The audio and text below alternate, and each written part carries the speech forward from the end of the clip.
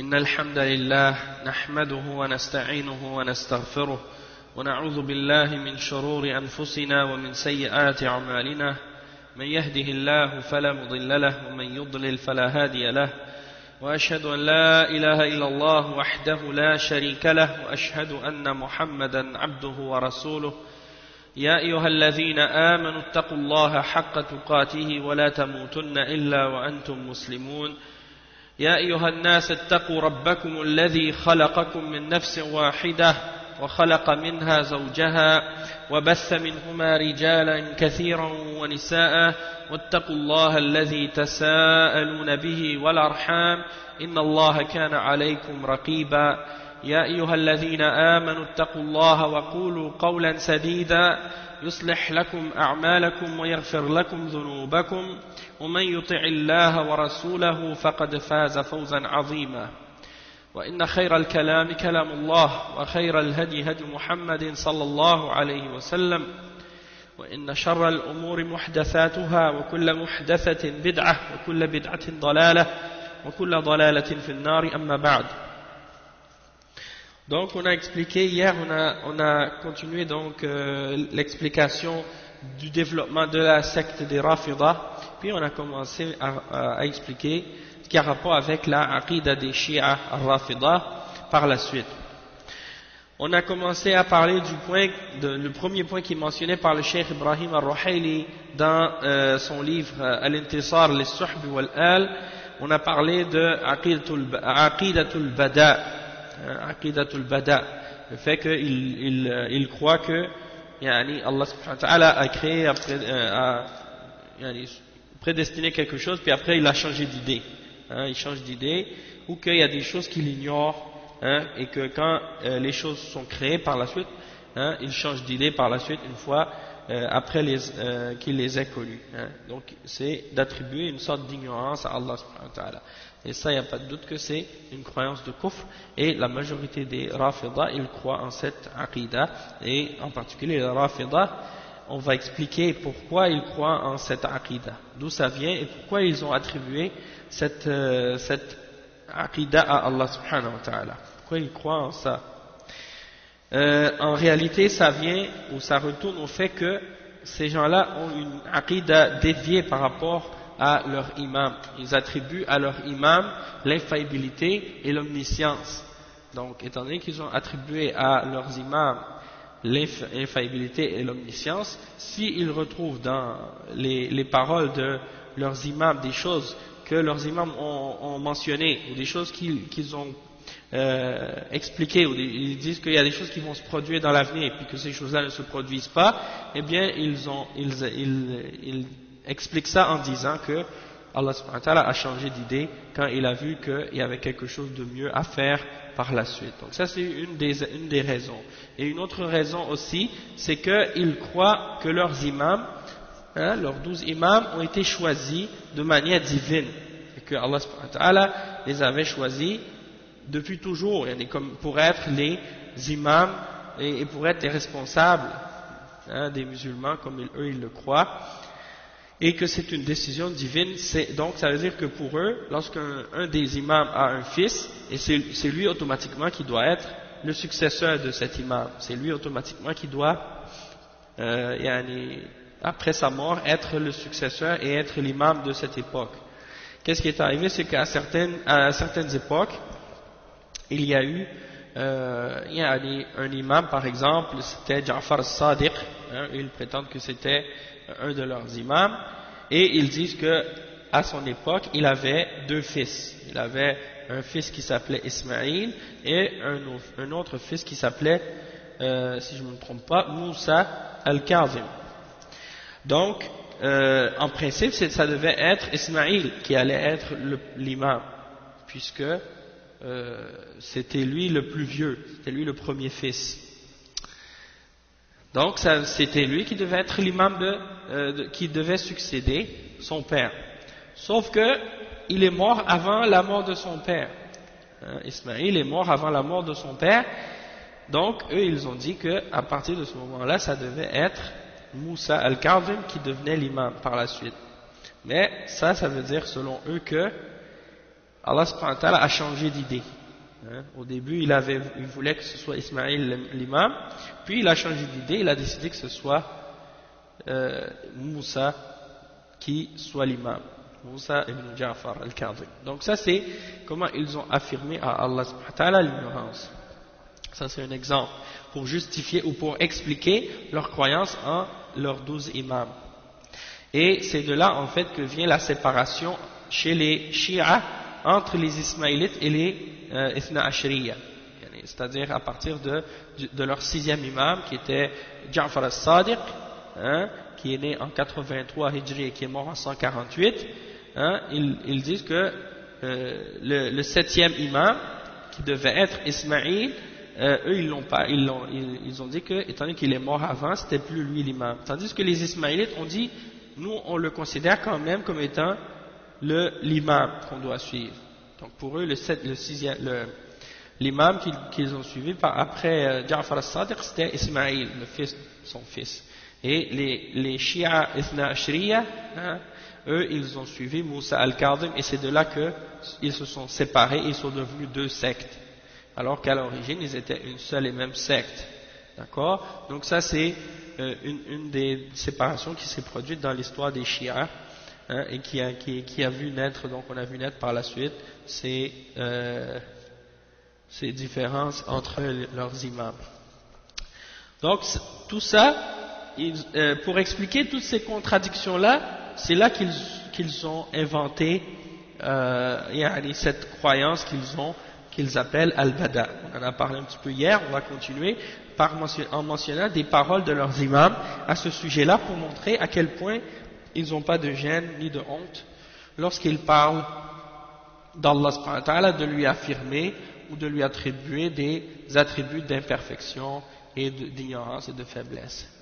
Et ça c'est sans oublier également le fait qu'ils ont également d'autres problèmes dans l'aqida en ce qui concerne les noms et les attributs d'Allah subhanahu wa ta'ala, puisqu'ils nient les noms, hein, ils nient les attributs d'Allah subhanahu wa ta'ala. Ils nient les attributs d'Allah subhanahu wa ta'ala, et les noms qu'ils affirment, ils les affirment comme étant des noms sans aucune signification. C'est-à-dire qu'ils ne croient pas en les attributs d'Allah subhanahu wa ta'ala de la même manière que les Mu'tazila, parce qu'ils sont sur la même aqida que les Mu'tazila en ce qui concerne les attributs d'Allah subhanahu wa ta'ala, ils les rejettent, ils ne les affirment pas. Ok, donc ça c'est en ce qui concerne cette question-là. Donc ils ont tout ce qui a rapport avec les attributs d'Allah, le fait qu'Allah subhanahu wa ta'ala soit tel qu'il s'est décrit dans la révélation, ça pour eux c'est un problème. C'est un problème pour eux. C'est pour ça que souvent vous allez lire dans les livres quand ils parlent des Wahhabiyya, hein, ils critiquent les gens qui suivent la voie des Salaf et ils les appellent des Wahhabiyya, et parmi les reproches qu'ils leur font, c'est qu'on affirme à Allah subhanahu wa ta'ala les attributs qu'il s'est donnés, et on les affirme tels qu'il se les ait attribués lui-même. Ils disent qu'on est des mushabbiha à cause de ça. Donc, de la même manière que les Asha'ira, que les Mu'tazila et que les Jahmiya. Donc ils sont sur la même voie que ces gens-là. Ensuite, donc, on va commencer la première citation que le Cheikh Ibrahim al-Ruhayli a mentionnée. Il dit « Ja'a fi tafsir al-Ayashi ». Al-Ayashi, son nom c'est Muhammad ibn Mas'ud ibn Ayash. وصفه الطوسي بقوله كان أكثر أهل المشرق علما وفضلا وأدبا وفهما ونبلا في زمانه. Donc ça c'est un des savants des Shia, des Rafida, il s'appelle Al-Ayashi, son nom c'est Muhammad ibn Mas'ud ibn Ayash. At-Tusi, il le décrit dans son livre Rijal At-Tusi à la page 497 en disant que c'était celui parmi les gens de l'Orient qui avait plus de science, plus de mérite, qui écrivait le mieux, qui avait plus de compréhension, plus de noblesse à son époque. Donc pour eux c'était quelqu'un de respecté. وقال عنه المجلسي, un autre savant parmi les Shia Rafida, il dit à son sujet من عيون هذه الطائفة ورئيسها وكبيرها مقدمة بحار الأنوار. Donc dans Bihar al-Anwar, dans Muqaddimatu Bihar al-Anwar, à la page 130, un de leurs savants, Al-Majlisi, le décrit en disant que c'était, disons, les yeux de ce groupe, le chef de ce groupe est le plus grand parmi leurs savants. Donc c'était quelqu'un qui était important.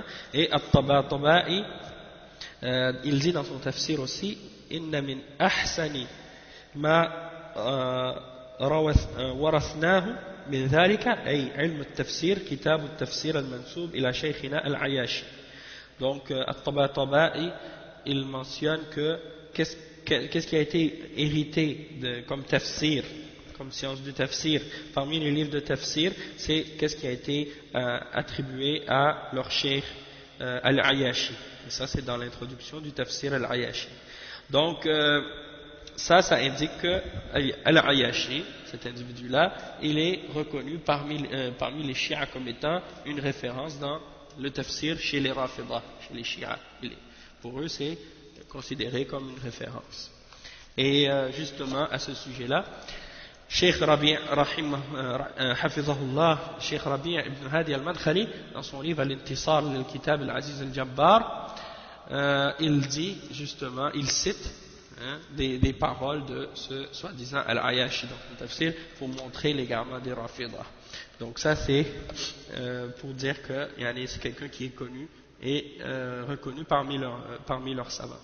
ومن أشهر كتب التفسير عندهم عن أبي جعفر أنه قال وجاء في تفسير العياشي من أشهر كتب التفسير عندهم عن أبي جعفر أنه قال في تفسير قوله تعالى وإذ واعدنا موسى 40 ليلة قال كان في العلم والتقدير 30 ليلة ثم بدا لله فزاد 10 فتم ميقات ربه الأول والآخر 40 ليلة. الشيخ dit فتأمل أيها القارئ قولهم كان في العلم والتقدير فتعلم نسبتهم حدوث العلم صراحة لله تعالى. Donc il mentionne justement les paroles de ce Mufassir Al-Ayashi, celui qui a écrit ce livre de tafsir, quand il parle du verset 51 dans Surat Al-Baqarah, lorsque Allah subhanahu wa ta'ala dit et rappelez-vous lorsque nous donnâmes rendez-vous à Moïse pendant 40 nuits. Donc Al-Ayashi il mentionne ce verset puis il dit dans la connaissance et dans la prédestination d'Allah c'était 30 nuits, puis Allah subhanahu wa ta'ala a changé d'idée et puis il a augmenté de 10 nuits. Donc le rendez-vous avec son Seigneur était en premier et en dernier de 40 nuits. Donc ça c'est pour c'est un exemple. Le cheikh il dit donc mais observez bien qu'est-ce que ce Ayashi est en train de dire dans leurs paroles. Il dit dans la connaissance et dans la prédestination. Donc c'était pour eux dans la connaissance d'Allah et dans la prédestination c'était 30 nuits. Puis il a changé d'idée, puis il a rajouté 10 nuits. Donc ça c'est pour dire qu'il croit qu'il y a une nouvelle connaissance qui est apparue, comme si quelque chose qu'Allah ne savait pas, puis qu'il l'a su par la suite. Donc ça c'est d'attribuer à Allah subhanahu wa ta'ala de l'ignorance. ومن الروايات الصريحة أيضا في ذلك ما رواه إمامهم الملقب بالصدوق ونسبه إلى جعفر الصادق وهو من ذلك بريء أنه قال ما بدا لله في شيء كما بدا لي في إسماعيل ابني. Donc ensuite il mentionne il dit et parmi les narrations qui sont claires et explicites à ce sujet-là aussi on retrouve ce qui a été rapporté par un de leurs imams qu'ils appellent As-Saduq. Et As-Saduq, celui-là c'est qui? Son nom c'est Muhammad ibn Ali ibn al-Hussein ibn Moussa, qui est surnommé As-Saduq, qui est mort en 381 Hijri. Donc qu'est-ce qu'il a dit ce As-Saduq, parce que Al-Majlisi il dit au sujet de ce Saduq أمره في العلم والفهم والثقافة والفقاهة والجلالة والوثاقة وكثرة التصنيف وجودة التأليف فوق ma tuhituhu al-aqlam. Ça c'est dans l'introduction de Bihar al-Anwar. Donc Al-Majlisi il décrit ce Saduq en disant que qu'il avait beaucoup de connaissances, de sciences, de culture, de compréhension, de noblesse, de majesté, etc., etc. Donc comment il le glorifie, et ils disent que les plumes ne sont pas capables d'expliquer tellement il avait de grandes qualités dans sa façon d'écrire, dans le grand nombre de livres qu'il écrivait, la qualité de ses écrits, etc. On ne pourrait pas être capable, on ne serait pas capable d'expliquer ça par les plumes tellement il était grand dans tous ces domaines-là. Donc ça c'est les éloges que les chiites font à son sujet, pour montrer que réellement c'est quelqu'un de respecté et de reconnu chez eux. Hein. Tandis que pour nous les musulmans de Ahl Sunnah, ce sont des savants d'égarement, hein. Ils ne sont pas respectés par nous, puisque ce sont des gens qui appelaient à l'égarement. Il attribue cette parole à Saduq, il attribue une parole à Ja'far al-Sadiq, hein, rahimahullah, mais bien entendu Ja'far al-Sadiq est innocent de ces paroles-là, mais c'est les chiites qui inventent des paroles et qui lui attribuent de façon mensongère. Donc il lui attribue les paroles suivantes, hein, que il n'y a pas une chose dans laquelle Allah subhanahu wa ta'ala a changé d'idée qui est plus apparente que lorsqu'il a changé d'idée par rapport à mon fils Ismaïl. Hein, comme j'ai mentionné tout à l'heure, quand je vous ai expliqué au tout début, pourquoi les Rafidah ont inventé cette croyance qu'ils appellent Al-Bada Lillah. Hein, parce que, comme j'ai expliqué tout à l'heure, pour eux, c'est une croyance que ça fait partie de l'ordre divin. La question des imams et qui doit être successeur, pour eux, c'est une question divine et ça peut pas être décidé par le Père lui-même. C'est quelque chose que c'est, soi-disant, eux ils disent que c'est Dieu qui a décidé ça.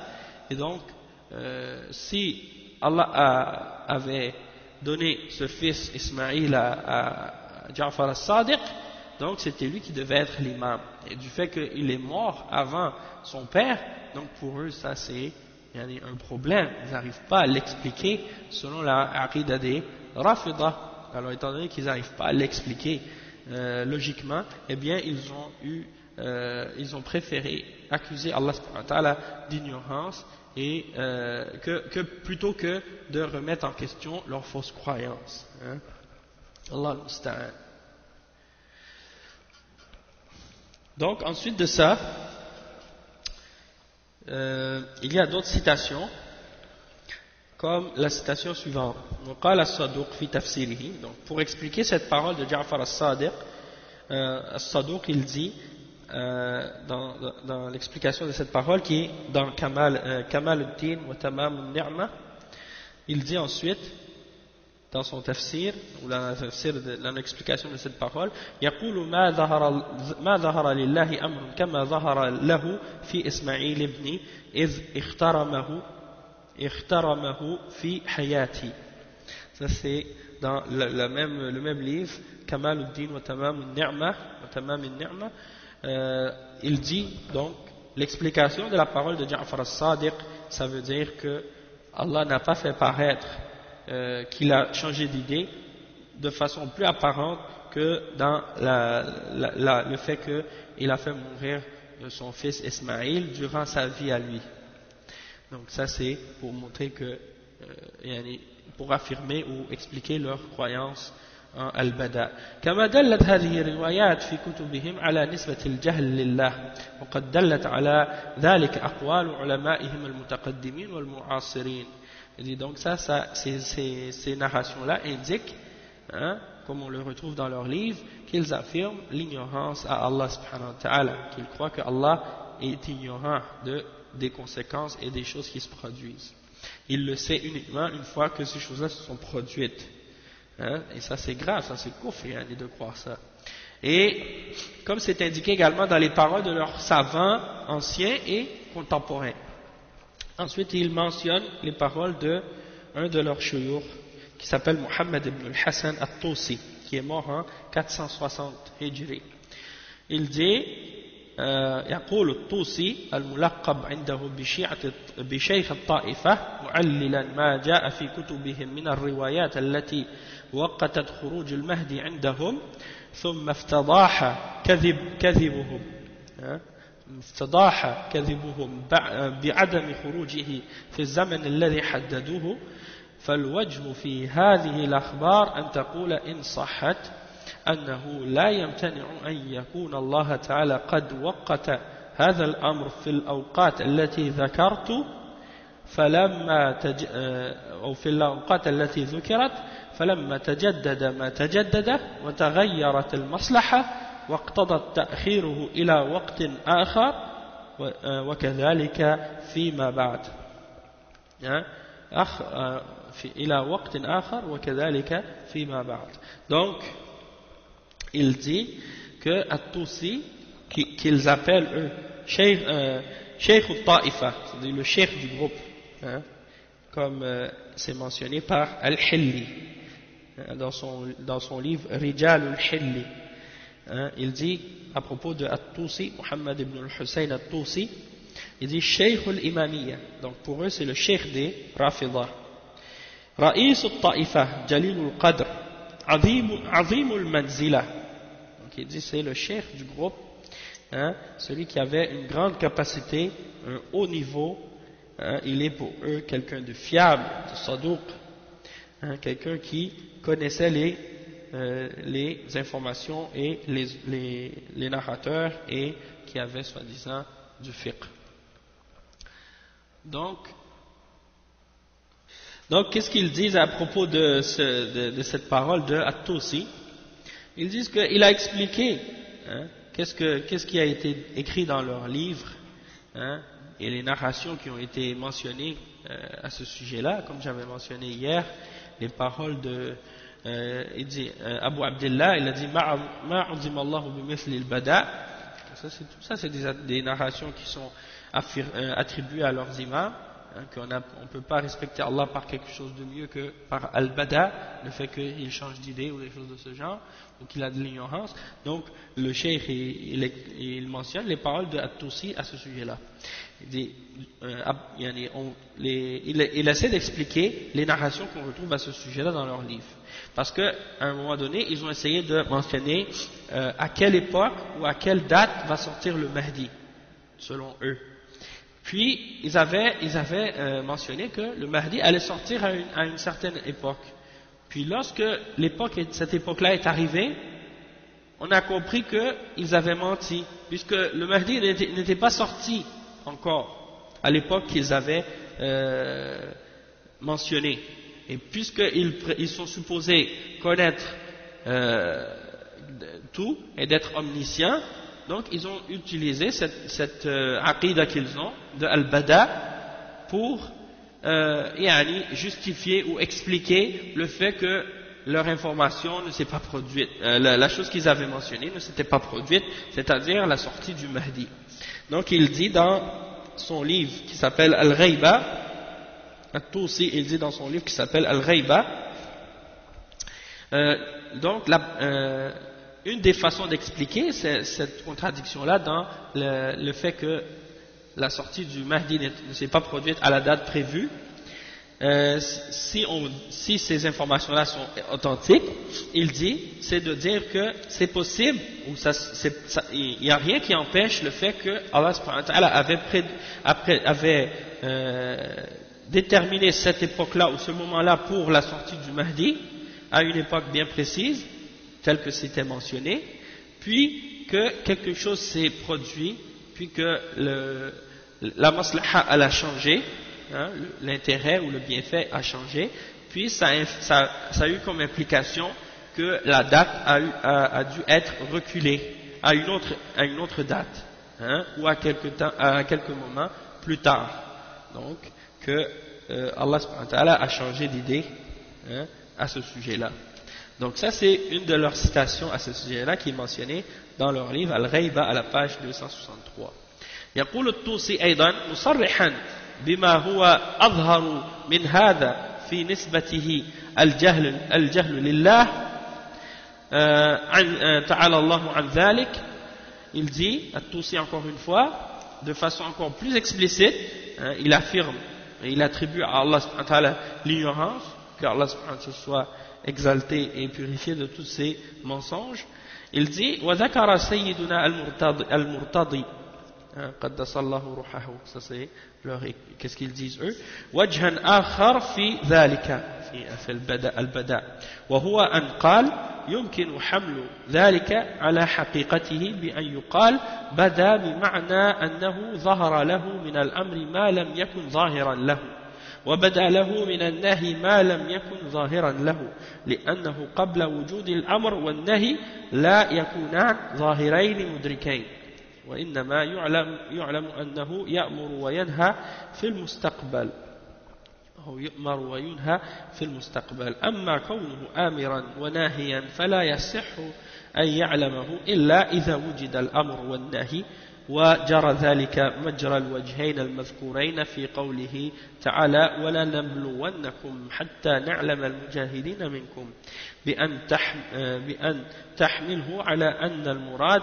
حتى نعلم جهودكم موجودا وإنما يعلم ذلك بعد حصوله فكذلك القول في البداء وهذا وجه حسن جدا فتبين بهذا بيان معتقد الرافضة في الله عز وجل ونسبتهم الجهل له وعدم علمه بالعواقب والمصالح إلا بعد وقوعها ولا أظن أن أحدا من أهل العقل والفهم بعد هذه النقول الموثقة من كتب القوم يصدق دعوى الرافضة في براءتهم من هذه الفضيحة.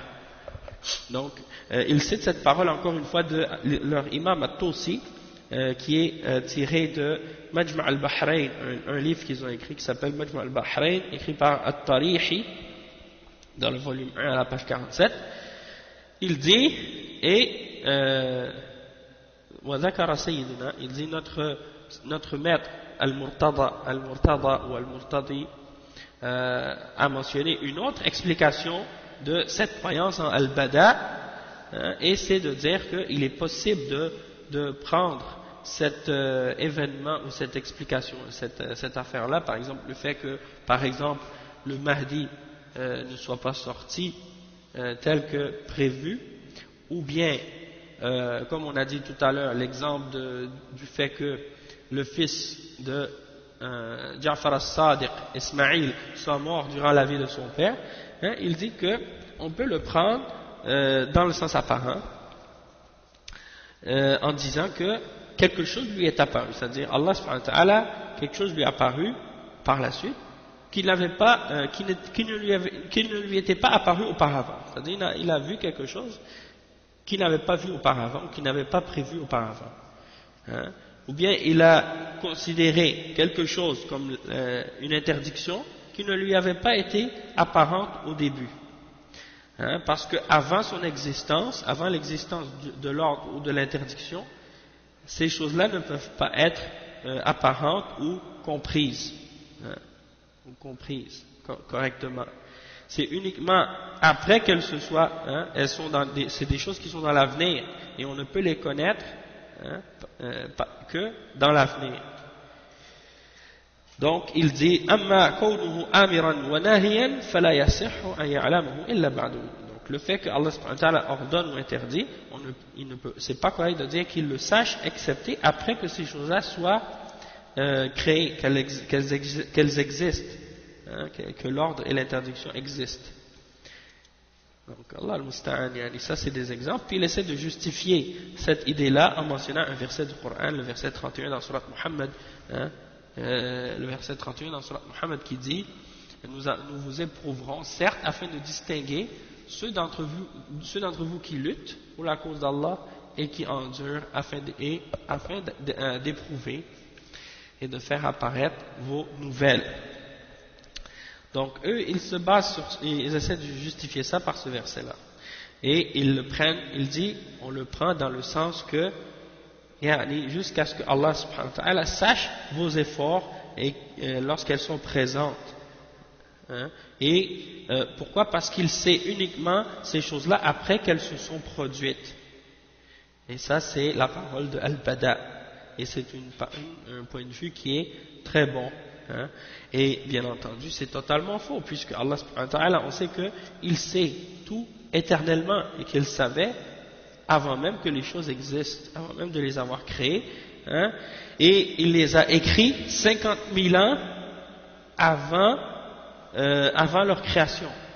Hein, comme on sait que ça fait partie de la aqidah du qadar. Il faut croire que Allah subhanahu wa ta'ala a su toutes choses éternellement, ça c'est premièrement. Deuxièmement, que tout ce qui allait se produire, il l'a écrit 50 000 ans avant la création des cieux et de la terre, hein, et que tout ce qui se produit, il l'a voulu, et que troisièmement, tout ce qui existe, c'est Allah qui l'a créé. Donc ces gens-là, déjà dans la question du qadar, ils ont complètement faux. Tout ce qui a rapport avec cette question-là, ils passent complètement à côté. Ensuite, donc ça c'est ce qui a rapport avec leur croyance au sujet de cette question de Al-Bada. Le Cheikh Al-Ruhayli, il dit donc, on peut voir clairement le fait que les Rafidah, ils croient de cette manière-là à Allah subhanahu wa ta'ala. Il lui attribue l'ignorance ou le fait de ne pas connaître les conséquences et les intérêts ou les bienfaits des choses, excepté une fois qu'elles se sont produites. Et il dit, je crois pas que quiconque a une compréhension, une connaissance, une raison, après avoir entendu et lu ces narrations et ces textes, hein, ces citations qui sont tirées de leurs livres, hein, qui sont tirées de manière authentique et dans leurs livres, il y en a qui va croire il y a personne qui, après avoir lu ça, qui peut mettre en doute, hein, ou croire en l'innocence des Rafidah, hein, de cette croyance honteuse, il y en a qu'ils ont. Et c'est clair que même s'ils essaient de s'en détacher ou de la nier, que ça fait partie de leur aqidah. Hein, ils ne peuvent pas le nier puisque c'est clair dans leurs livres et dans leurs écrits. Ensuite, le Cheikh Ibrahim Ruhayli, dans son livre, il mentionne une autre partie de la aqidah des Rafidah. Et cette partie de la aqidah des Rafidah, c'est le fait qu'ils croient que le Coran que nous possédons aujourd'hui n'est pas le vrai Coran et que le Coran qu'on possède aujourd'hui est falsifié, que ce n'est pas le vrai Coran. Ça fait partie de la aqidah des Rafidah. Même si vous allez en Iran aujourd'hui, ou même si vous allez dans les mosquées des Rafidah, vous allez trouver le même Coran que le Coran qui existe dans les mosquées de tous les musulmans dans le monde. C'est-à-dire, il n'y aura pas de différence. Hein? Donc, il y en a des gens qui disent, mais comment ça se fait que vous dites que les chiites, les Rafidah, croient que notre Coran il est falsifié, puisque dans leur mosquée et dans leur pays, dans leur mosquée, dans leur l'enseignement, ils mentionnent, où on voit qu'ils ont le même Coran que nous. C'est parce qu'en réalité, ils croient que le vrai Coran, il n'existe pas, il n'est pas présent en notre possession actuellement. Ils croient qu'il est caché avec leur imam, qui est caché justement. Ils croient que, pour eux, ils croient qu'il y a un imam qui est né il y a de ça 1200 ans, et quand il est né, il est rentré en état d'invisibilité. Et il est toujours invisible depuis cette époque-là jusqu'à aujourd'hui. Hein, c'est celui qu'ils appellent leur 12e imam. Ils l'appellent l'imam Abul Qasim Muhammad ibn al-Hassan ibn Ali al-Askari. Donc ça c'est leur imam qui est soi-disant né en 256. Ça c'est leur croyance. Ils disent que, en fait, la réalité c'est que il est mort quand il était bébé. Mais eux, ils ont inventé à son sujet qu'il n'était pas vraiment mort, mais qu'il était rentré en état d'occultation, il est devenu invisible, puis il se cache depuis cette époque-là jusqu'à aujourd'hui. Donc, Allah musta'an, ça fait aussi partie de leur superstition. Donc, ils croient que le vrai Coran, c'est lui qui le possède, il l'a caché avec lui, puis à la fin des temps, il va apparaître, et puis il va ramener le vrai Coran, hein, qu'il avait caché avec lui. Donc ça fait partie de leurs idées.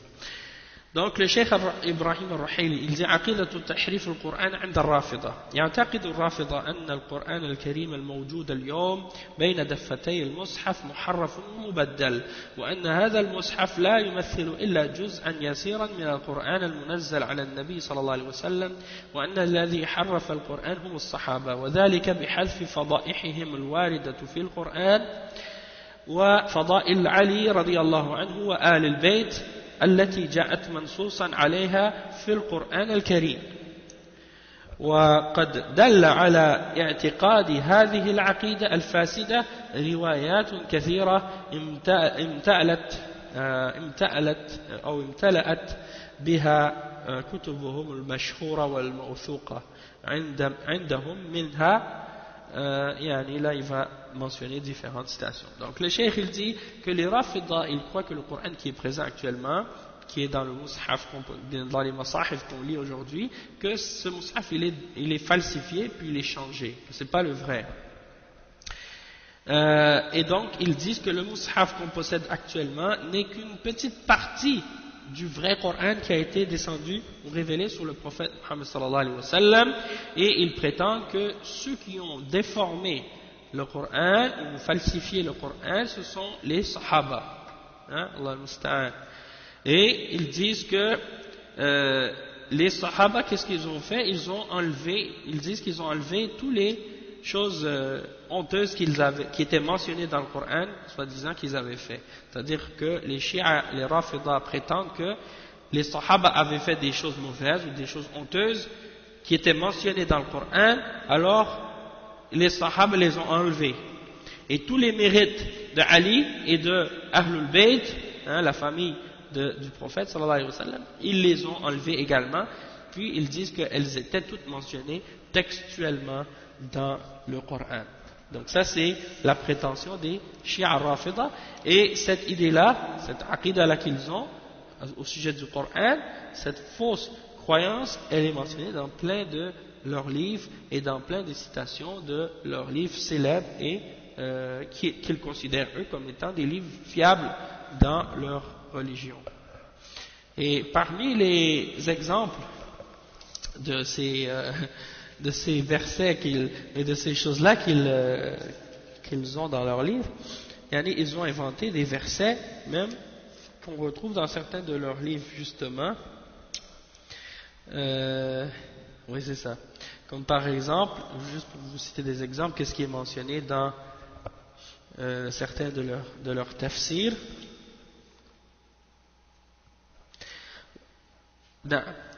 Donc eux, ils prétendent par exemple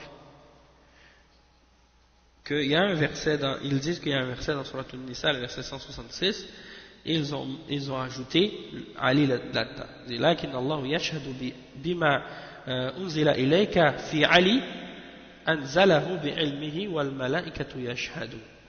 Donc, bien entendu, dans le vrai verset, il n'y a pas la mention de Ali, mais eux, dans leur tafsir, ils mentionnent que le vrai verset, c'était ça. Mais Allah subhanahu wa ta'ala, il témoigne de ce qui a été révélé sur toi au sujet de Ali. Il l'a fait descendre par sa science, et les anges témoignent, en témoignent. Et également, il mentionne un autre verset qui est le verset 67 dans Surat Al-Ma'idah. Il dit: Ya ayyuhar rasoul, balligh ma unzila ilayka min rabbik fi Ali. Fa in lam taf'al, fama ballaghta risalata. Allah musta'an. Donc ils disent: ô toi le messager, transmets ce qu'on a fait descendre sur toi, ce qui est descendu sur toi de la part de ton Seigneur au sujet de Ali. Et si tu ne le fais pas, tu n'as pas transmis ton message. Donc ça c'est comment ils ont rajouté Ali dans ce verset-là. Le vrai verset, il n'y a pas la mention d'Ali dedans. Il y a aussi un autre verset qu'ils ont inventé, c'est dans Surat An-Nisa, le verset 168. Ils disent que le vrai verset c'est Innal ladhina kafaru wa zalamu ala Muhammadin haqqahum lam yakunillahu liyaghfira lahum.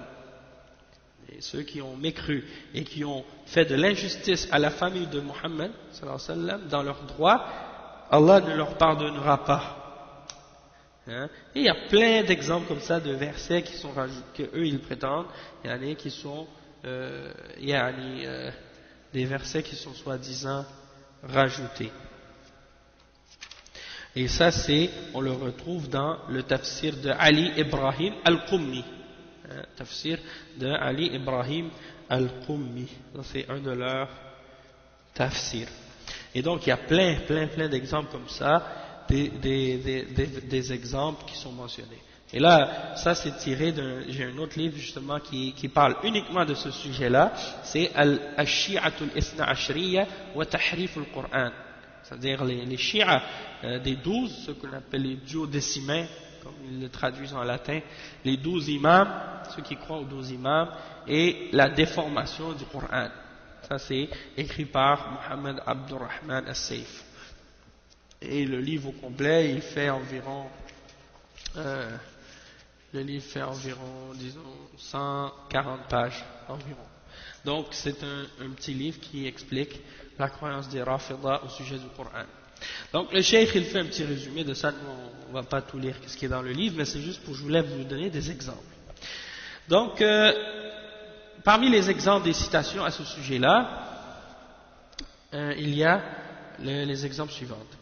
ما جاء في كتاب بصائر الدرجات للصفار بسنده عن أبي جعفر أنه قال ما يستطيع أحد أن يدعي أنه جمع القرآن كله ظاهره وباطنه غير الأوصياء.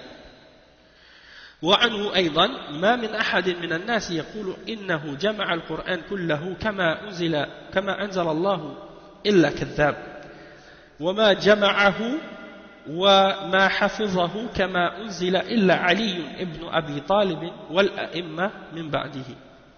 Donc il cite, il mentionne dans son livre Basair, leur cheikh, un de leurs chouïrs qui s'appelle As-Saffar, son nom c'est Mohammed ibn al-Hassan As-Saffar, qui est mort en 290. Al-Najashi, il dit à son sujet كان وجها في أصحابنا القميين ثقة عظيم القدر. Dans son livre Bihar al-Anwar, Al-Najashi, un de leurs savants, il dit que c'était quelqu'un qui avait une importance parmi leurs compagnons de Qum, parce que la ville de Qum en Iran, c'est la ville soi-disant où il y a l'étude et les universités des Shia Rafida, c'est là-bas qu'ils étudient. C'est comme une ville religieuse là-bas. Et donc, il faisait partie de leurs savants. Donc, dans l'introduction de ce livre-là, il parle de lui. وقال كقولي attendez un instant. وكوجه كتاب بصائر الدرجات إنه من الأصول المعتبرة. Oui, au sujet de son livre بصائر الدرجات, il le cite, il le mentionne en disant que ça fait partie des fondements et des livres de référence chez eux, les Rafida. Ils considèrent ce livre-là comme étant une référence parmi leurs livres. Ensuite, il dit donc, qu'est-ce que ça veut dire ces citations-là que j'ai lues? Il dit à Safar, avec une chaîne de transmission, selon Abi Ja'far, qu'il a dit, personne n'est capable de prétendre qu'il a réuni le Coran en entier, qu'est-ce qui est apparent et qu'est-ce qui est caché du Coran, sauf les awsiya, sauf les lieutenants, ou les successeurs des prophètes. Comme eux, comme on a dit, Abdullah ibn Saba avait inventé la croyance du wasi, que chaque prophète avait un vice-gérant, et que le vice-gérant du prophète Mohammed sallallahu alayhi wa sallam c'était Ali. Donc il croit que personne ne peut rassembler toute la révélation telle qu'elle est révélée, excepté les awsiya, le pluriel du wasi. Et il dit également, il n'y a personne parmi les hommes qui peut dire que le Coran tout entier a été rassemblé comme il a été révélé par Allah subhanahu wa ta'ala, excepté un menteur. C'est uniquement Ali ibn Abi Talib et les imams après lui qui ont rassemblé et mémorisé le Coran tel qu'il a été révélé. Ça c'est ce qu'il prétend dans son livre Basair ad-Darajat à la page 213. Ensuite, il mentionne, il cite les paroles de un de leurs, dans leur tafsir, comme on a dit tout à l'heure, tafsir al-Ayashi, selon Abu Abdillah. Abu Abdillah, c'est qui? C'est Ja'far al-Sadiq. Il l'appelle Abu Abdillah. Il lui attribue des paroles, comme j'ai dit tout à l'heure, qui sont des mensonges. Il n'a jamais dit ces paroles-là, mais il lui attribue. Donc, dans son tafsir, le volume 1, à la page 13, il dit لو قرئ القرآن كما أنزل لألفيتنا فيه مسمين. Donc il dit que l'imam Al-Ayashi dans son tafsir, il dit que Ja'far al-Sadiq, il dit si le Coran était récité tel qu'il a été révélé, vous nous auriez trouvé dedans très engraissés. C'est-à-dire, vous auriez trouvé que on parle de nous de façon plus importante, hein? C'est-à-dire Ahlul Bayt, en parlant de la famille du prophète sallallahu alayhi wa sallam. Et dans une autre narration justement qui est encore dans le tafsir de Al-Ayashi, la même volume, même page, volume 1, page 13, il dit لولا أنه زيد في كتاب الله ونقص منه ما خفي حقنا على ذي حجاب. Il dit si ce n'était pas que on a augmenté dans le livre d'Allah et on a enlevé dedans, notre droit n'aurait pas échappé à personne qui possède la raison. Si ce n'était pas le fait qu'on n'avait pas ajouté ou enlevé dedans, c'est-à-dire le fait qu'on ne voit pas clairement notre droit mentionné dans le Coran, c'est parce qu'il y a des gens qui ont ajouté, il y a des gens qui ont enlevé dedans dans le Coran. C'est ça ce qu'il dit ici dans son tafsir. Il dit وجاء في الكافي بيان مقدار ما أسقط من القرآن بزعمهم فعن أبي عبد الله إن القرآن الذي جاء به جبريل عليه السلام إلى محمد صلى الله عليه وسلم 17,000 آية 17,000 آية. Ça c'est cité dans leur livre Usul al-Kafi écrit par un de leurs savants qui s'appelle Al-Kulayni, le volume 2 à la page 634. Il dit que dans cette citation-là, il mentionne la quantité de ce qui a été enlevé du Coran, selon ce qu'ils prétendent eux. Encore une fois, selon Ja'far al-Sadiq, il attribue ces paroles-là à Ja'far al-Sadiq, ils disent que le Coran qui a été descendu ou révélé par Allah subhanahu wa ta'ala par l'intermédiaire de Jibril au prophète Muhammad sallallahu alayhi wa sallam contenait 17 000 versets. Ils disent qu'il contenait 17 000 versets. Et le cheikh Ibrahim al-Ruhayli, il dit que ça voudrait dire que 2 tiers du Coran ont été enlevés. Parce que la quantité des versets qui existent actuellement dans le Coran qu'on possède ne dépasse pas 6236 versets. Hein, ça c'est mentionné dans Tafsir ibn Kathir, le volume 1 à la page 7. Donc ça veut dire que plus que 2 tiers du Coran auraient été enlevés. Hein, c'est grave. Il dit وجاء في كتاب سليم ibn Qais al-Hilali, qui est mort en l'an 90, et il prétend qu'il était parmi les compagnons de Ali radiyallahu anhu. Et Al-Majlisi, il dit en faisant des éloges de son livre huwa aslun min usul al-Shi'a wa aqdam kitab sunnifa fil Islam.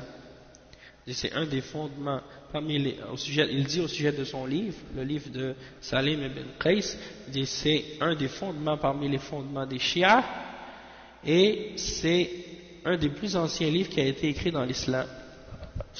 وعند الصادق أنه قال من لم يكن عنده من شيعتنا ومحبينا كتاب سليم ابن قيس الهلالي فليس عنده من أمرنا شيء.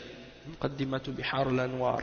Il prétend que As-Sadiq, il a dit au sujet de ce livre que celui qui fait partie de notre parti, de notre groupe et de ceux qui nous aiment et qui ne possède pas avec lui le livre de Salim ibn Qays al-Hilali, alors il n'a rien à voir, il n'a rien de nous, il n'a rien de notre affaire.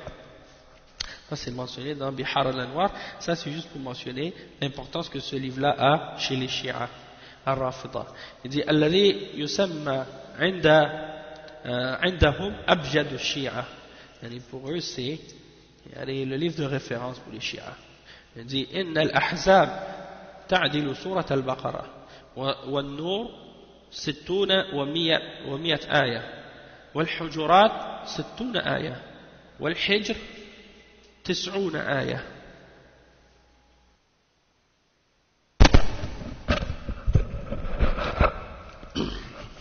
طيب.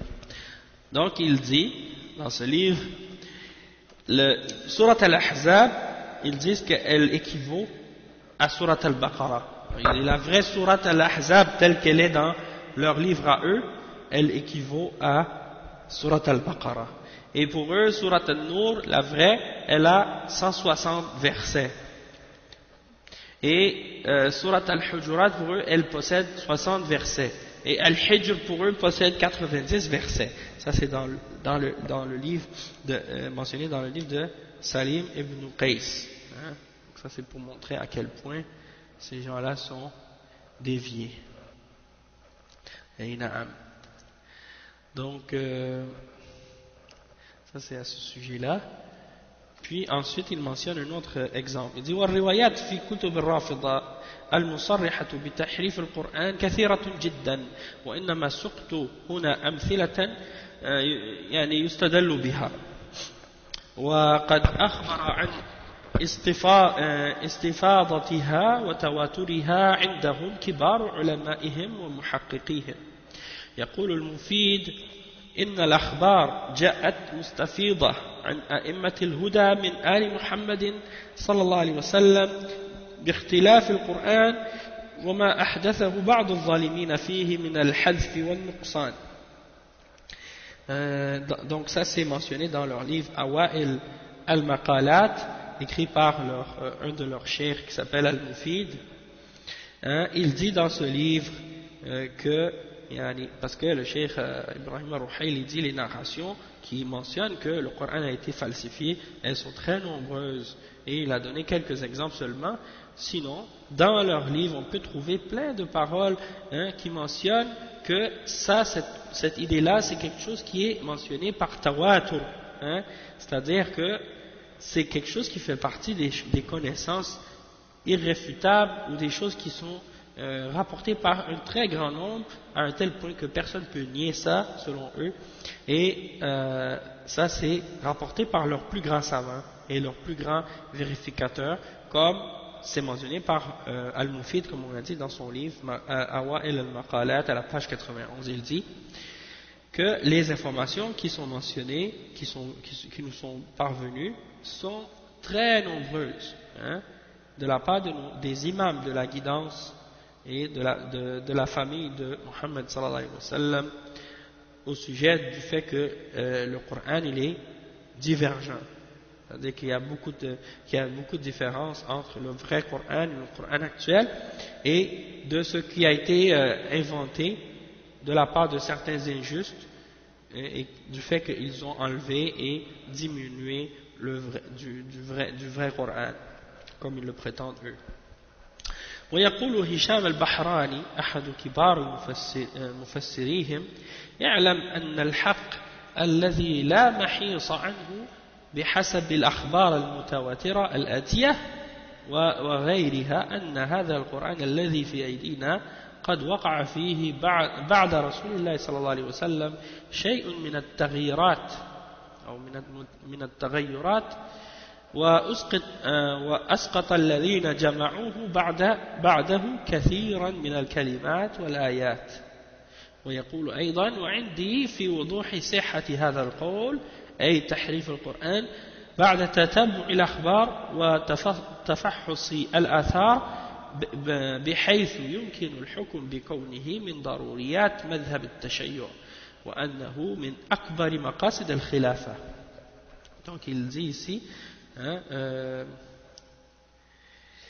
sachez que, ça c'est dans un livre écrit par Hisham al-Bahrani, Hisham al-Bahrani, qui est mort en 1107, qui est un de leurs plus grands savants de tafsir, soi-disant. اعلم أن الحق الذي لا محيص له. Sachez que la vérité au sujet de laquelle personne ne peut s'enfuir, s'en enfuir, selon ce qui a été mentionné par les narrations qui sont très nombreuses, qui sont les suivantes, et d'autres également, que le Coran qu'on possède entre nos mains, il a été changé. Il y a eu beaucoup de changements après le prophète Mohammed sallallahu alayhi wa sallam dedans. Et il y a beaucoup de choses, il dit ceux qui ont rassemblé le Coran, parmi les gens qui ont rassemblé le Coran après le prophète Mohammed sallallahu alayhi wa sallam, ont laissé tomber beaucoup de choses qui étaient dedans, des mots et des versets. Ça c'est ce qu'ils disent dans leur livre. Le livre c'est Muqaddimatu Tafsir al-Burhan fi Tafsir al-Qur'an, à la page 36. Il dit également il dit selon moi, la véracité de cette parole, que le Coran est falsifié, est quelque chose qui est clair. C'est quelque chose qui est clair. Après avoir fait le suivi de toutes les informations et après avoir analysé toutes les narrations, du fait qu'il est possible de juger que cette chose-là, cette croyance-là, que le Coran a été falsifié, fait partie des nécessités de la voie des Shia, et que c'est un des objectifs ou un des points les plus importants, les plus grands du Khilafa. Donc ça c'est une de leurs paroles, encore une fois dans le même livre à la page 49. il dit ويقول نعمة الله الجزائري إن الأخبار الدالة على هذا التحريف تزيد على 2000 حديث وادعى استفاضتها جماعة كالمفيد والمحقق الداماد والعلامة المجلسي. Donc ça c'est un de leurs savants qui s'appelle Ni'matullah ibn Abdillah al-Jazairi, qui est mort en 1112, qui était un Shia, parmi les Shia de l'Algérie à l'époque. وقال عنه الحر العاملي فاضل عالم محقق جليل القدر أمل الآمال, volume 2, page 336. Donc il est considéré comme étant un grand savant. Donc il dit quoi ce Ni'matullah al-Jazairi? Il dit que les informations ou les narrations qui indiquent la déformation ou la falsification du Coran dépassent plus de 2000 hadiths. Et plusieurs savants, un grand groupe, ont mentionné que cette chose-là est mentionnée de façon très très grande. Il y a beaucoup de gens qui l'ont répété parmi leurs savants, et ils mentionnent quelques-uns comme Al-Mufid et Al-Damad et Al-Majlisi. Donc ça c'est tiré de Fasl al-Khitab à la page 248. هذه أقوال أئمتهم ومحققيهم الكبار وتقطع بتواتر واستفاضة الروايات في كتبهم بدعوى تحريف القرآن وتبديله وأنها تبلغ الآلاف مما جعل بعض هؤلاء العلماء يقطع بأن هذه العقيدة من ضروريات المذهب عندهم وأكبر مقاصد الإمامة وزيادة على ما جاء في كتبهم من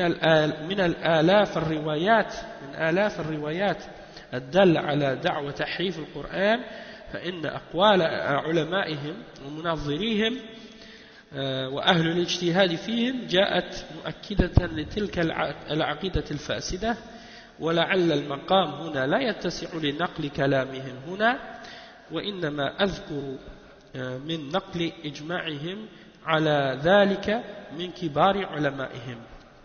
Le cheikh il dit Donc ces paroles-là, c'est les paroles de leurs imams et de leurs vérificateurs, leurs grands savants, qui mentionnent de façon certaine que c'est quelque chose qui est rapporté par un très très grand nombre de narrations dans leurs livres qui mentionnent que le Coran, selon eux, a été falsifié et changé.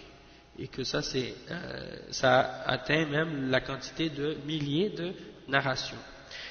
Ça a amené certains d'entre leurs savants à affirmer ça avec certitude, que ça fait partie de leur aqidah et des choses qui sont parmi les choses essentielles de leur madhab, de leur croyance, de leur secte et de leur religion. Et que c'est une de leurs croyances les plus importantes par rapport à ce qui est relié à leur croyance en al-imama. Et en plus de ça, en plus de ce qui a été rapporté également dans leurs livres, des milliers de narrations et de citations qui indiquent qu'ils prétendent que le Coran a été falsifié. Et également des paroles de leurs savants et de leurs théoriciens et des gens parmi eux qui sont des gens qu'ils considèrent comme étant des gens de l'ijtihad, qui viennent confirmer et supporter justement cette fausse croyance. Et le cheikh dit qu'on ne peut pas rentrer dans les détails et mentionner plus de toutes leurs paroles à ce sujet-là, mais on va mentionner quelques-unes de leurs paroles au sujet de leur consensus à ce sujet-là. C'est-à-dire, ils prétendent qu'il y a un consensus chez eux. Leurs grands savants prétendent un consensus à ce sujet. يقول المفيد ناقلا إجماعهم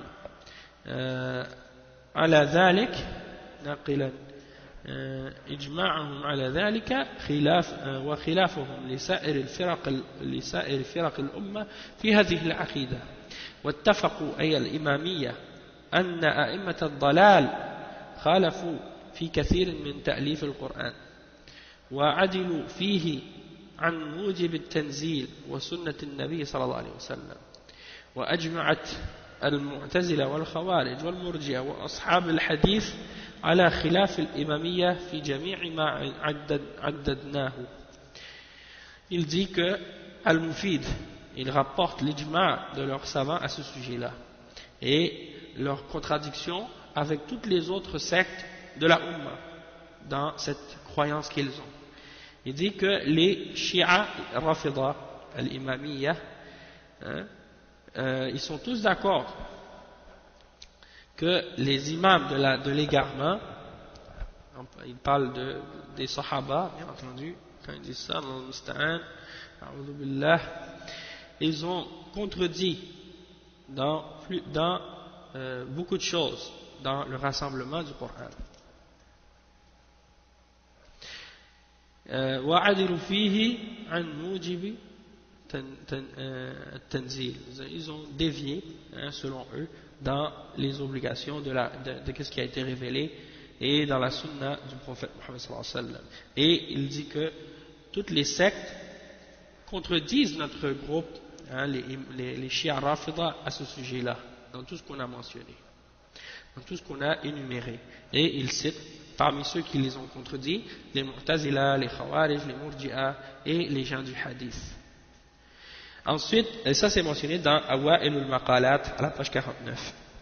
Il dit ensuite: Inna min al-adillati al-qawiyya wal-barahin al-jaliyya wal-amthilatu al-hayya allati taqta'u bi rusukhi hadhihi al-aqida fi nufus al-rafidah wa tuhinu hujjata kull murawigh wa mukhadi'in منهم في التنصل من شؤم هذه العقيدة في الظاهر ما قام به النوري الطبرسي أحد كبار علمائهم المتأخرين الهالك في سنة 1320 عندما ألف كتابا ضخما في إثبات دعوى تحريف القرآن عند الرافضة سماه فصل الخطاب في إثبات تحريف كتاب رب الأرباب صدره بثلاث مقدمات يتبعها بابان.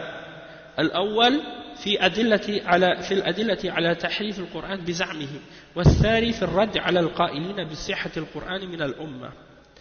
il dit que parmi les preuves qui sont très fortes et les évidences claires hein, à ce sujet, que ça fait partie de leur croyance, hein, et un exemple vivant de ça, hein, qui vient confirmer et certifier à quel point cette croyance elle est ancrée dans l'âme et dans le cœur des Rafidah et qui rejette tout doute hein, et toute fausse évidence ou argument que ces gens-là pourraient ramener hein, pour essayer de mettre en doute cette idée-là qu'ils ont hein, parce que parmi eux il y en a qui, parmi les Rafidah, il y en a qui nient cette chose-là. Il y en a parmi eux qui nient cette croyance et qui prétendent que c'est faux.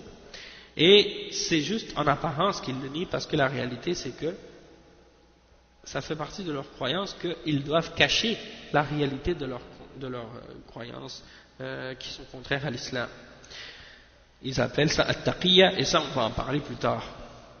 Donc un de leurs savants qui s'appelle An-Nouri At-Tabrusi et c'est un de leurs grands savants parmi un de leurs savants qui est né dans une époque très retardée, c'est-à-dire plus en arrière, plus proche de notre époque, disons, en 1320, il est mort. Hein? Il a écrit un livre, un gros livre, dans lequel il prétend vouloir affirmer et confirmer la croyance des Rafidah du fait qu'il croit que le Coran est falsifié. Il a écrit ce livre et il l'a intitulé Faslul Khitab fi Ithbati Tahrif Kitab Rabbil Arbab, c'est-à-dire la parole tranchante dans le fait d'affirmer la déformation du livre du Seigneur des Seigneurs. Il a commencé son livre avec 3 introductions et il l'a fait suivre de 2 chapitres. Le premier chapitre s'intitule « Les preuves de la déformation, de la falsification du Coran » selon ce qu'il prétend, et le deuxième chapitre dans la réfutation de ceux qui disent que le Coran est vrai dans la Ummah. Il dit وقد أودع الطبرسي في كتابه هذا آلاف الروايات الدالة على تحريف القرآن بزعمهم، حيث أورد في الفصلين الأخيرين فقط من الباب الأول المكون من 12 فصلا رواية 1602 رواية، وهذا غير ما أورده في الفصول الأخرى من هذا الباب والمقدمات الثلاث والباب الثاني. Donc il dit que At-Tabrusi, il dit dans ce livre-là, hein, il a cité dans ce livre-là des milliers de narrations qui indiquent hein, que ces gens-là prétendent que le Coran est falsifié. Et dans les deux derniers chapitres, okay, seulement dans les 2 derniers chapitres,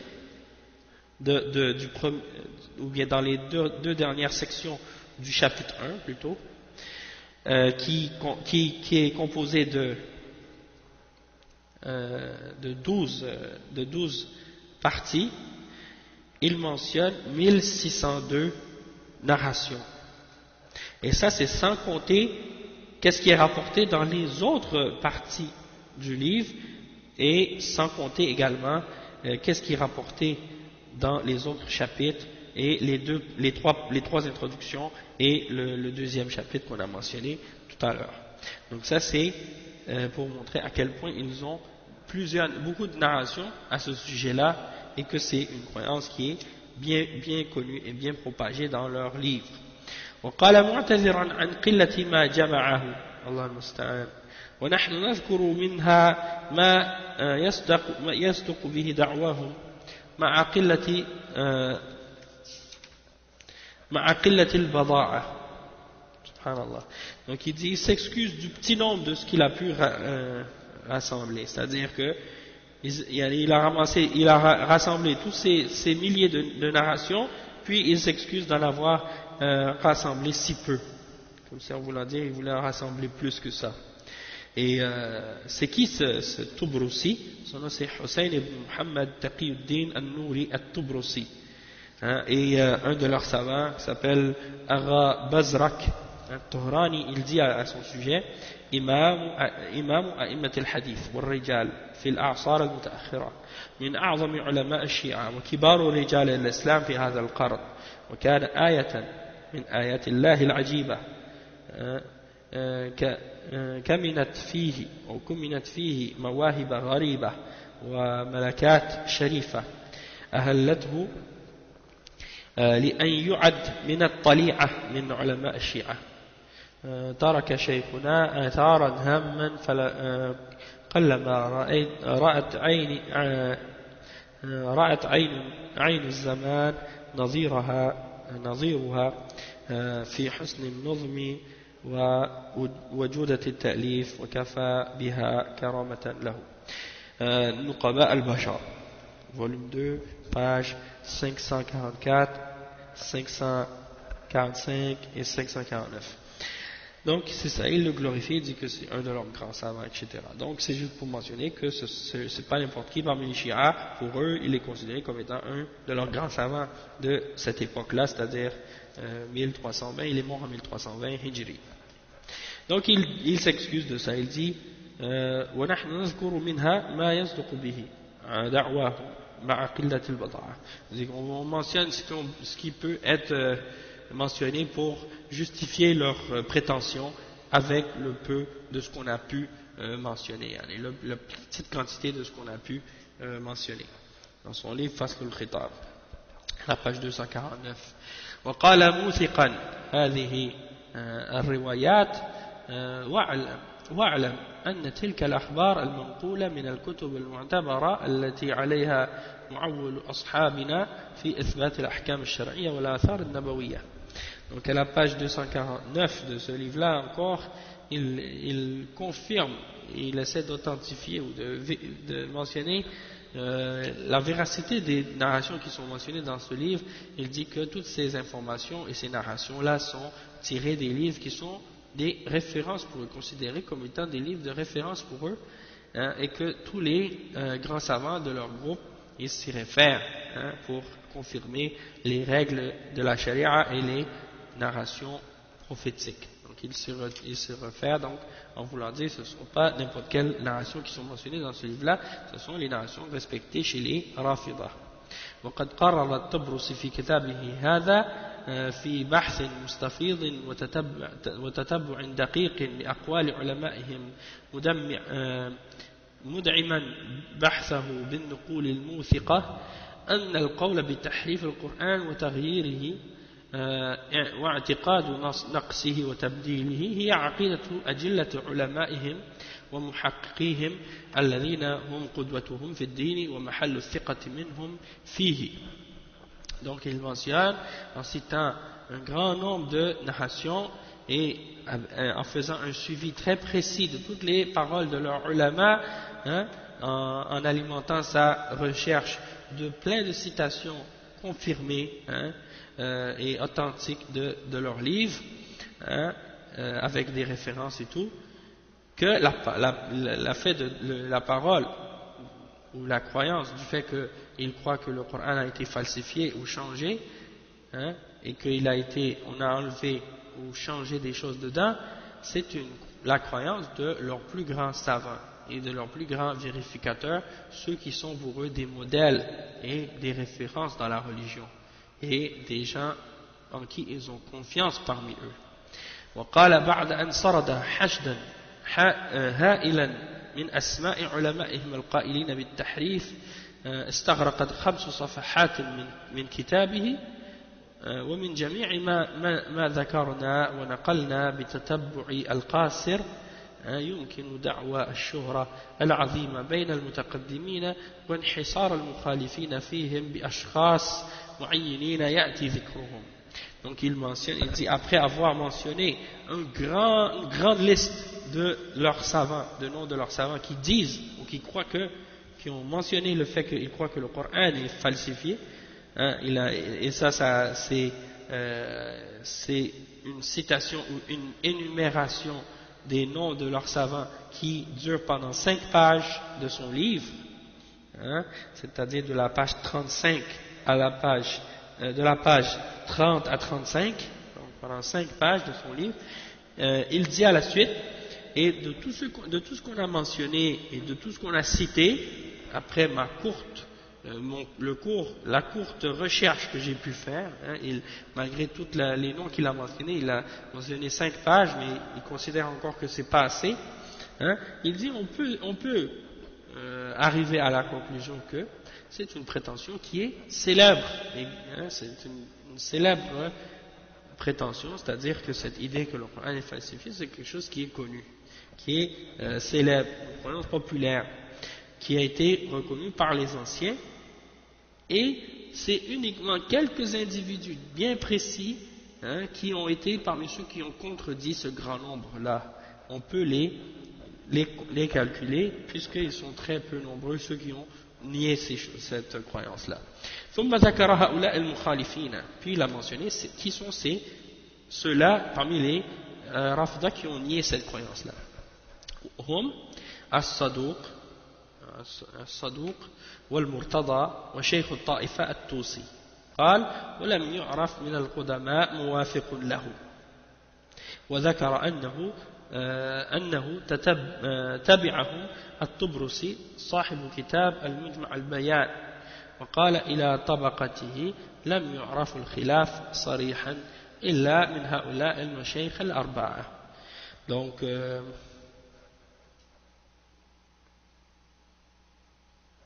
Donc il dit ici que les personnes qui ont contredit sont 4.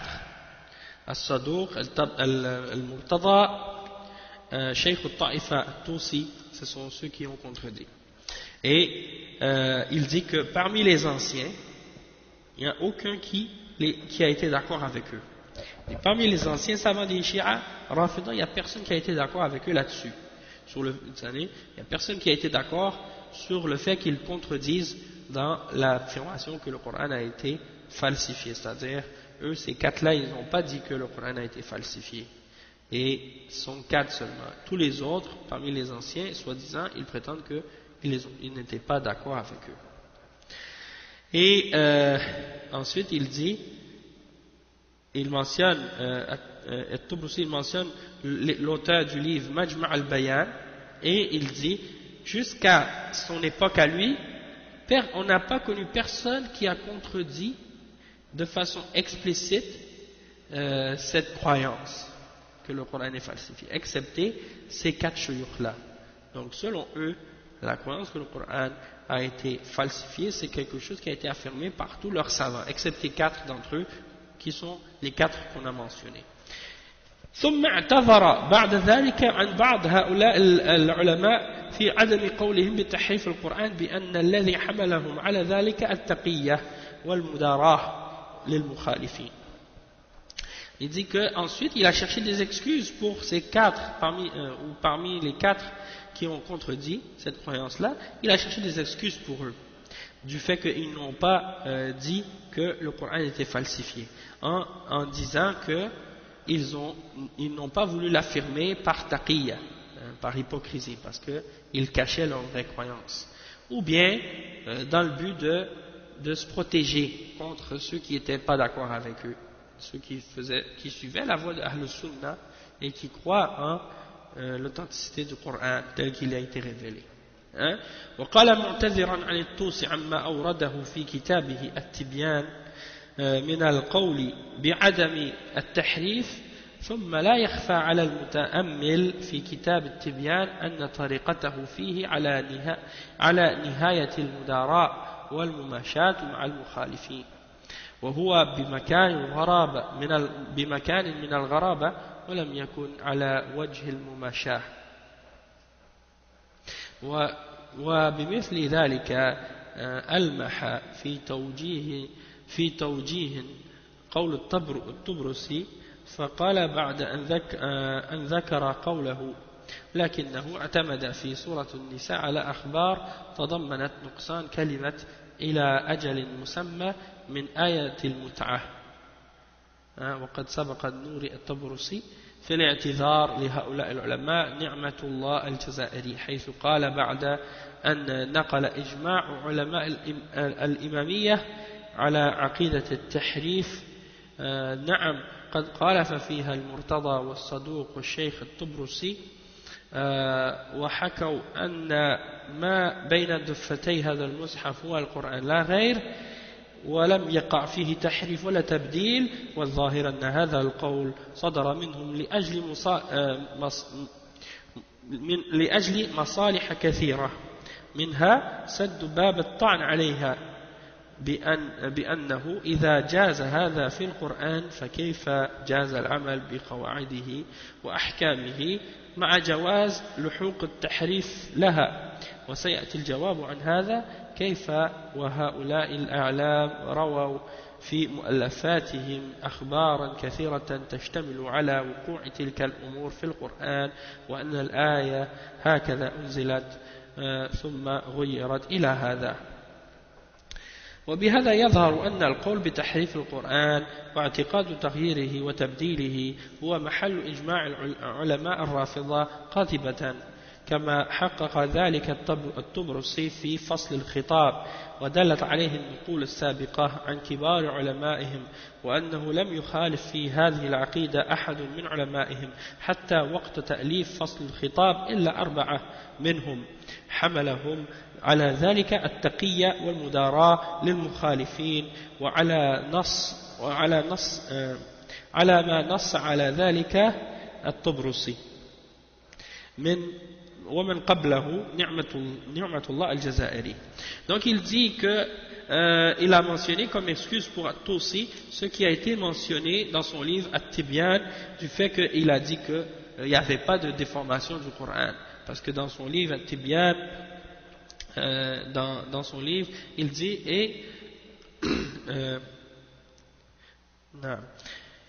il a dit ثم لا يخفى على متأمل في كتاب التبيان أن طريقته، parce que c'est ça qu'il dit. Il a dit, je pense que est-ce que je l'ai lu ou je l'ai pas lu? Il a dit ici,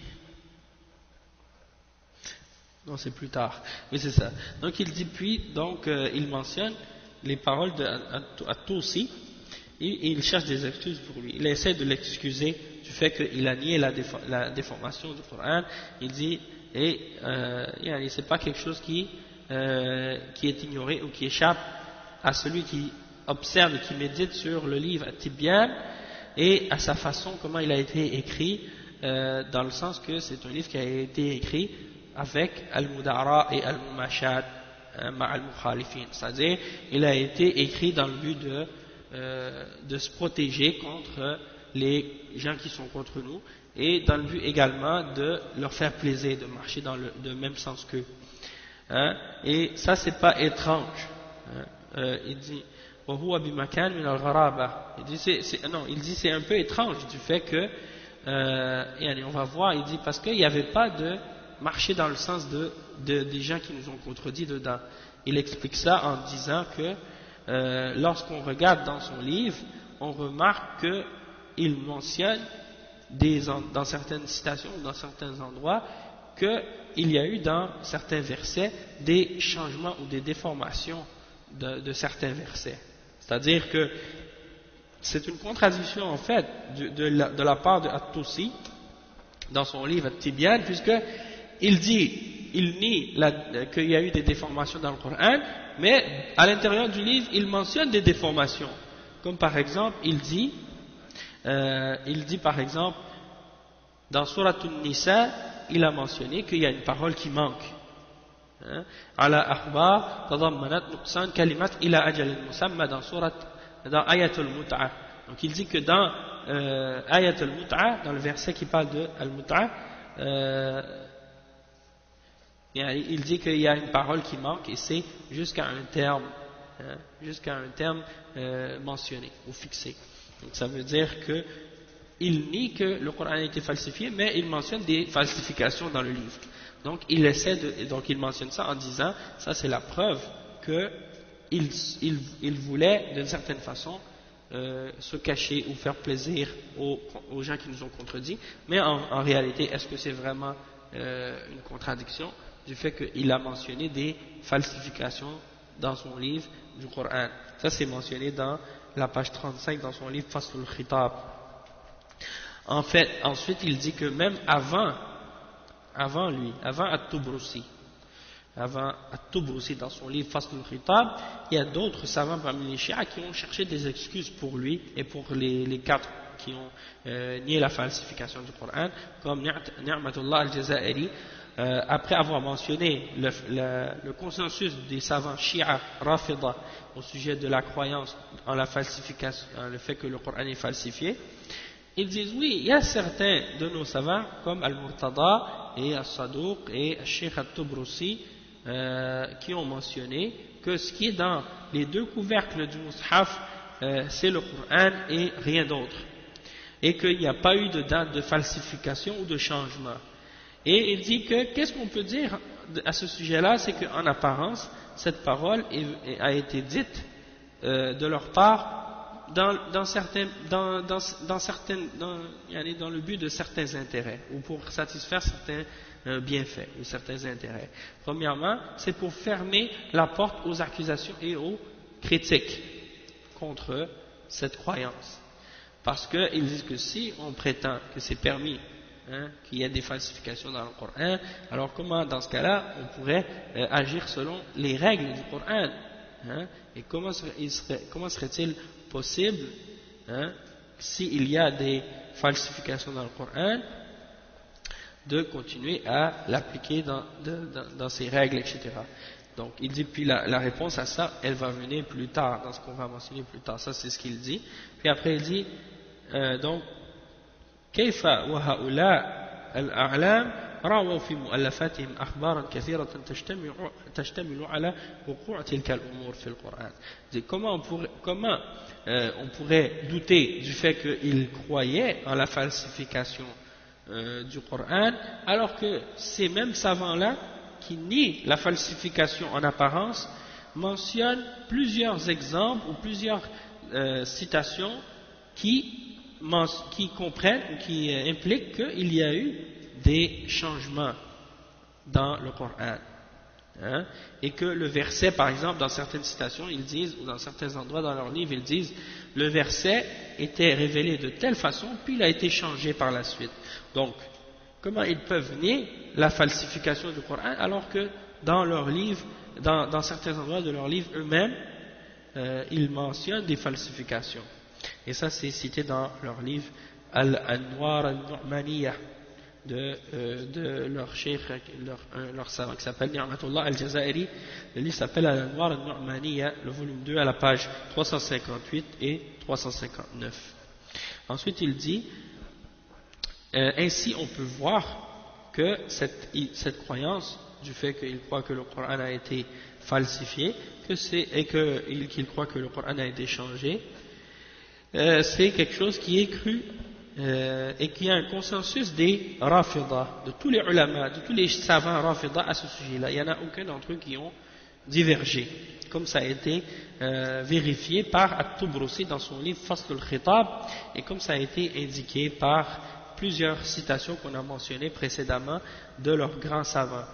Et qu'il n'y a personne d'entre eux qui ont contredit dans cette croyance-là parmi leurs ulama à l'époque où le livre Faslul Khitab a été écrit, excepté 4 d'entre eux, et ils ont interprété ces négations-là de leur part en disant que c'était une forme de taqiyya et qu'ils cherchaient à se protéger contre leurs opposants. Et comme ça a été mentionné dans les paroles de At-Tubrusi et avant lui Ni'matullah al-Jazairi. وكما أثبت ذلك أو كما أثبتت ذلك البحوث المعاصرة التي بحثت هذه المسألة وأيدت ذلك بذكر شواهد كثيرة من الروايات الدالة على التحريف الواردة في كتب هؤلاء المشايخ الأربعة، ومما يدل على اعتقادهم مضمونها وموافقتهم لسائر علماء الرافضة فيما ذهبوا إليه من اعتقاد تحريف القرآن وتبديله وإن أظهروا خلافه تقية ونفاقا وخداعا لأهل السنة.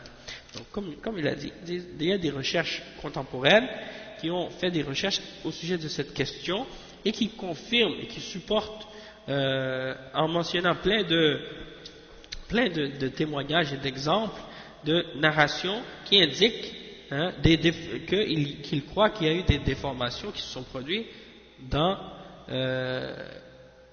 les livres de ces gens-là. Il mentionne ces 4 savants-là, ils mentionnent des falsifications du Coran dans leurs livres.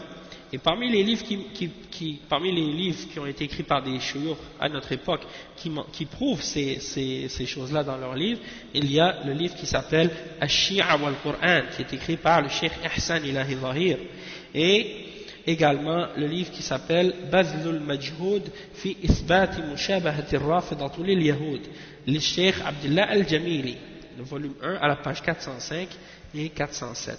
Et en passant, le livre Bazl al-Majhoud, c'est-à-dire l'effort qui a été fait pour confirmer la ressemblance qui existe entre les Rafida et les Juifs, c'est un livre qui est écrit par le cheikh également qui s'appelle Ibrahim al-Ruhayli, et il a utilisé ce nom d'emprunt, Abdullah al-Jamili, alors qu'en réalité c'est le même cheikh que celui qui a écrit ce livre qu'on est en train de lire actuellement, Al-Intisar lis-Suhbi wal-Al min iftira'at as-Samawi ad-Dal.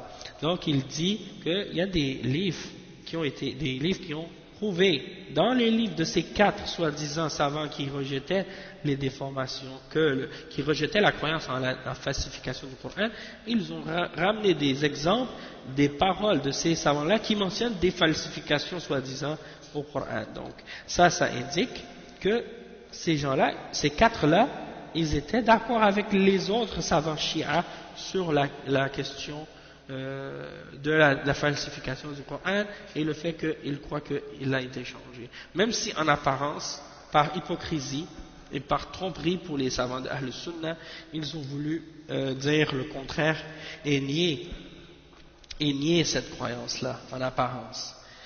Ensuite, il dit وهذا المسلك هو الذي سلكه بعض الرافضة اليوم لما رأوا من تشنيع الناس عليهم في هذه العقيدة وهو إظهار القول بصحة القرآن وتمامه وإبطال تلك العقيدة الفاسدة راسخة الجذور في نفوسهم والتي عليها أسلافهم وهي اعتقاد تحريف القرآن وتبديله على أيدي الصحابة وهذا ما اعترف به أحد كبار علمائهم المعاصرين عندما قال إن علماء الشيعة الذين أنكروا التحريف في القرآن لا يحمل إنكارهم إلا على التقية. Il dit le cheikh que cette voie de la négation du Coran de façon hypocrite, c'est-à-dire de nier la façon dont il nie la falsification du Coran seulement en apparence, alors qu'au fond d'eux-mêmes ils y croient, cette méthode-là, elle est empruntée, elle est utilisée par les Rafida à notre époque aujourd'hui. Lorsqu'ils ont vu que des gens les blâmaient beaucoup pour cette croyance-là, ils ont montré en apparence qu'ils croyaient en la véracité du Coran actuel et qu'il était complet, et ils ont essayé de nier ou de montrer qu'ils ne croyaient pas en leur fausse croyance, qui est fermement ancrée dans ses racines, dans le cœur de ces gens-là, depuis les premiers d'entre eux jusqu'à aujourd'hui. Donc, cette croyance, ils croient que c'est les Sahaba, c'est la croyance du fait qu'ils disent que les Sahaba ont falsifié le Coran et ils l'ont changé. Et ça a été confirmé et ça a été reconnu par un de leurs grands savants contemporains, c'est-à-dire Ahmed Sultan Ahmed, qui est un de leurs grands savants en Inde. Il a dit dans son livre Tashif Kitabin,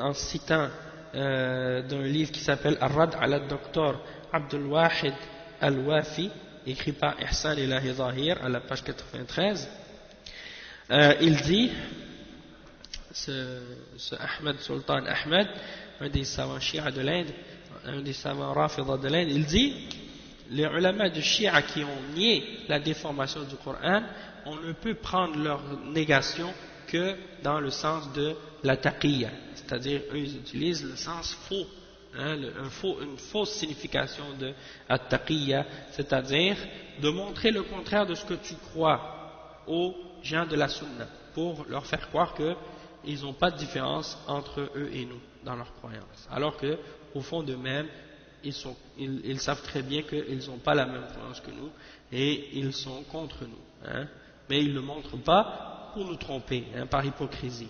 Ça c'est leur croyance, qu'est-ce qu'ils appellent at-taqiyya. Ok, et ça on va en parler bientôt, Inch'Allah. Après il dit le cheikh إبراهيم الرحيلي رحمه الله فظهر بهذا اتفاق علماء الرافضة قدماء ومعاصرين على هذه العقيدة الفاسدة ولا ينبغي لمسلم بعد ذلك أن ينخدع ببعض أقوال المعاصرين منهم فيما يظهرون من البراءة من هذه العقيدة نفاقا وخداعا للمسلمين على ما يبيح لهم لهم دينهم ذلك باسم التقية التي هي 19 دينهم ولا يقوم دينهم إلا عليها فهل يعي المغرورون المخدوعون بهم أم آن على قلوبهم أقفالها. Donc le cheikh il termine cette partie-là en disant que on a vu clairement que tous les savants des Rafida, que ce soit les anciens ou que ce soit les contemporains, qu'ils sont tous d'accord sur cette fausse croyance. Et le cheikh il dit qu'il ne faut pas que le musulman se laisse tromper par les paroles de certains d'entre eux parmi les contemporains qui laissent montrer en apparence qu'ils se désavouent de cette croyance-là par hypocrisie et pour tromper les musulmans. Hein, parce que ça c'est quelque chose qu'ils se permettent dans la religion, c'est-à-dire ils se permettent de mentir et de cacher leurs fausses croyances aux gens au nom de qu'est-ce qu'ils appellent at-taqiyya, et pour eux c'est 9/10 de la religion, c'est-à-dire at-taqiyya pour eux c'est 9/10 de leur religion, et pour eux il n'y a pas de religion sans taqiyya, sans hypocrisie, hein. Et donc est-ce que les gens qui se sont laissés tromper par eux sont inconscients de ça, ils ne savent pas ça, ou bien ils ont un cadenas sur leur cœur? Eh bien ça c'est quelque chose qu'on doit prendre en considération. Ça c'est pour tous ceux qui prétendent, parmi les Ikhwan et les autres groupes de bid'ah, qui prétendent que les Rafidah sont comme nous, qu'il n'y a pas de différence entre eux et nous, et qu'on est tous musulmans et on est tous des frères, qu'il ne faut pas faire de différence entre eux et nous. Ça c'est pour leur faire comprendre que des gens qui croient que le Coran est falsifié, est-ce qu'on peut les considérer comme étant des musulmans? Il n'y a pas de doute que ces gens-là ne sont pas des musulmans. Donc on va s'arrêter ici pour aujourd'hui et on continuera Inch'Allah samedi prochain la suite avec leur aqidah au sujet de leurs imams, au sujet de l'imama et de leurs imams, et on va mentionner à ce sujet-là plusieurs points qui sont vraiment qui nous font comprendre réellement l'égarement et les faussetés de leurs croyances. On s'arrête ici, Inch'Allah. Subhanakallah wa bihamdika ashhadu an la ilaha illa ant astaghfiruka wa atubu ilayh. Barakallahu fikum wa jazakumullahu khairan. Wassalamu alaykum wa rahmatullahi wa barakatuh. Et demain, Inch'Allah, on va faire le sharh de Al-Usul al-Thalatha avec Cheikh Mohammed Aman al-Jami bi'iznillah. Donc à demain, Inch'Allah.